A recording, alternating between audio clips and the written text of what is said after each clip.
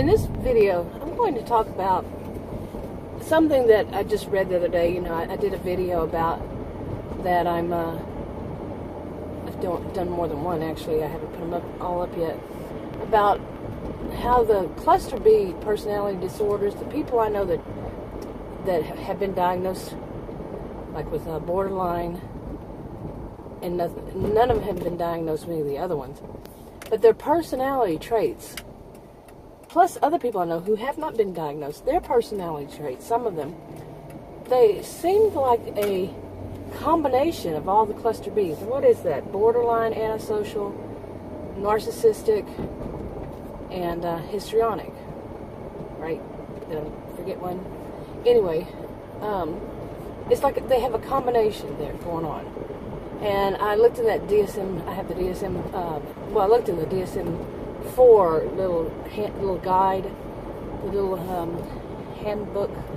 It's not the whole DSM, but it's a little guide, I guess.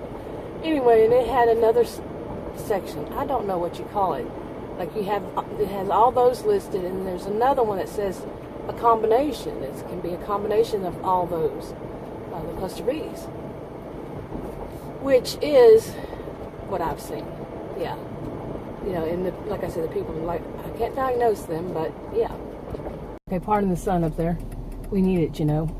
But anyway, I kind of Googled or looked up not cluster B, but histrionic, to see, you know, signs, symptoms. And I really don't generally trust what I just, you know, look up, unless it's in an actual book like the DSM. Or I have one that's also, it's a DSM, I don't know what you call it. It puts it into detail, and apparently this man does them every year, and every time they, you know, for every book that they've made. Boy, this is not getting right. What is going on here? But yeah, so I Googled it, and the symptoms, you know, you can see they're just like what people talk about narcissists. You know, the whole thing, even the things like the love bombing and the hoovering and on and on. Well, there's also one I have not heard much of. This one, enmeshment. You know what I'm talking about. But anyway, the symptoms were so similar. I mean, just like the same thing. Yeah, I had to delete at least one clip. I'm so scattered on this. Plus, I'm having this really weird allergic reaction. I'm itching. That's not usually one, just total itching. I don't know. It must be something in the air. I don't know. Anyway, the people I've known who really show the characteristics have this combination, and whatever it's called, the section or whatever in the DSM, the last one after in that same little, you know, area, that is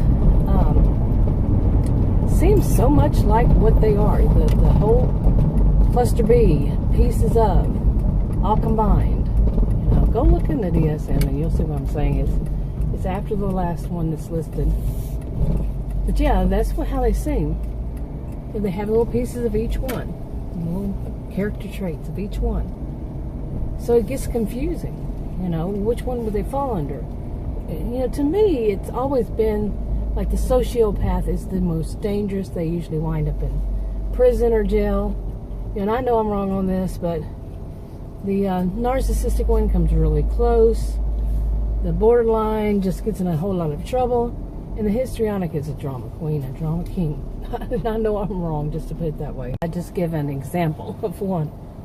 Okay, she always had a flair for the way she, I've mentioned her once before, the way she dressed. Something was always different than what, you know, what was the norm. Of course, I have no problem with people, you know, dressing against the norm, but she had to stand out with hers. I mean, it had to be obvious that she wanted to stand out. And so, you know, that's the thing. To get people to, you know, to pay attention to her, nobody else. And it just didn't go in the way she dressed. In anything, she wanted to make sure all the attention of whatever it was, whatever kind of situation, was on her. Okay, and I'll give a bad example. I was with her at a funeral, with a few people at a funeral, and a sad occasion.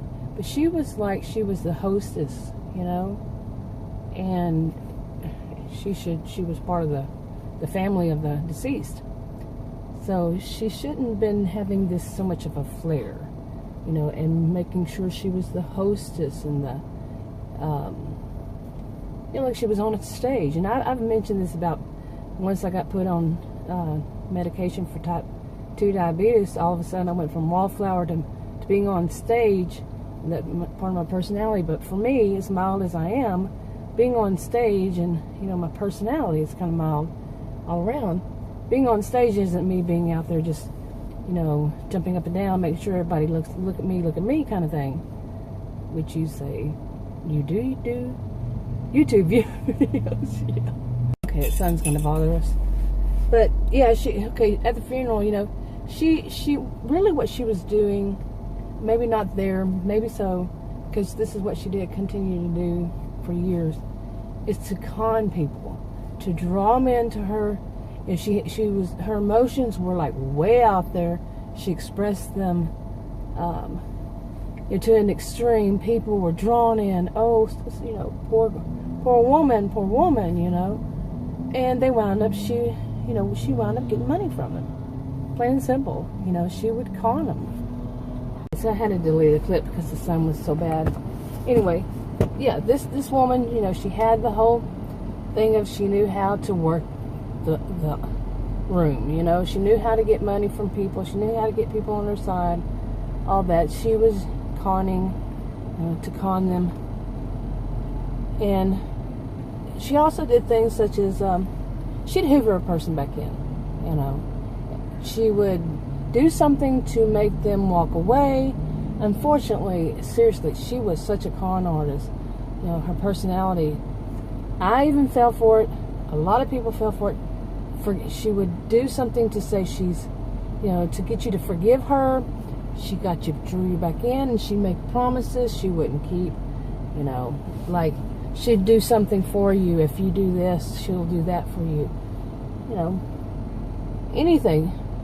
But she would also use projection. Like one of her friends, and it was my friend too. I was married. They would go to clubbing with one another, bars and clubs. And she would say that the other one, they would have this thing, one buys a drink, this drink, and the other one buys the next drink. And the other woman would buy the most expensive drink when she, order the most expensive drink when she was paying, what I'm talking about. And, like that. I think that it was more the other way around. That the one who has all this flair and everything, what good way. So she was projecting, basically. Oh, I can say that I knew the other one, and she might have done that. So, yeah. What else? That whole thing, though, of promising you, she'd help you out on something, or it was a game, such a game, a sadistic game for her, to believe she would help you on something you really needed help on, and whatever it was, not financial help. You needed really needed help on this thing, something you schedule, and she wouldn't do it. And other people knew. They said, "Well, good luck with that," that kind of thing, because she wouldn't. But she would be so convincing, so very convincing. Another thing that she did, she acted like she was much younger than her age. Okay, a lot of, you hear people talk about narcissistic people. A lot of them are stuck in an earlier stage. From what I understand, the people who are histrionic tend to be, they can go through a lot of ages. And they're like, if they're having a temper tantrum, you might see them express emotions from different stages and ages in life, really, seriously, like rapidly. 1 minute they're crying like a baby, and crying is not what only babies do. I'm well aware of that. But, acting like a baby, I should say, then, including crying. Then the next thing, they were more like a teenager. And she was like this. She had this kind of personality, too. I lost my original goal in what I was saying there. But, yeah, she would do that, rapidly, sometimes. Go through different ages. Like, as if she had, what do they call it these days? Dissociative personality? No, identity disorder. Yeah. It used to be multiple personality disorder, but not really. Just, it was all her, but just her at different ages in life, And, but she would use that too. I can't explain it right, I guess. Okay. Well, I know I was talking about her just being sadistic. She seemed to get a thrill out of the fact that she used people and that they fell for it. And she was one to actually, a lot of people do this to me, I'm telling you.